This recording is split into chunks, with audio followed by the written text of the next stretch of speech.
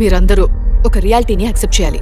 పోలీసులకి, ఈ సొసైటీలో ఉంటున్న చాలా మంది జనాలకి ఈ కేసు పరిస్థితి ఏంటో బాగా తెలుసు. ఈయన నిజంగానే తెలివైనోడు. పోలీసులు ఈ విషయంలో జారుకున్నది ఊరికేం కాదు. ఆ రోజు మీరే కదా అన్నారు, సమస్యలన్నీ తీరాయి, ఇక భయపడాల్సిన పని లేదని. కానీ ఊహించి ప్లాన్ వేసుకునేవాడు కదా. అయితే పోలీసులు కూడా ఆయనకి ఫ్యాన్సే కదా. చాలా తెలివైన లిటిగెంట్.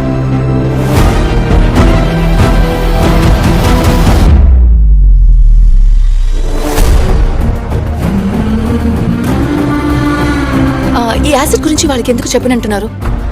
వాళ్ళని రక్షించడం కోసమైనా నేను చేస్తున్న పనులు తలుచుకున్నప్పుడల్లా వాళ్ళ నాన్న ఒక క్రిమినల్ అని వాళ్ళకి అనిపించిందండి.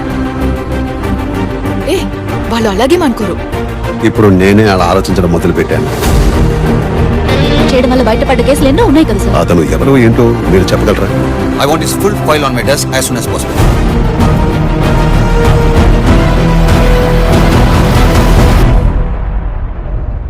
ఇంకెప్పుడు అలా ఆలోచించకండి. ఇప్పుడంతా అయిపోయిందిగా. అయిపోయిందా?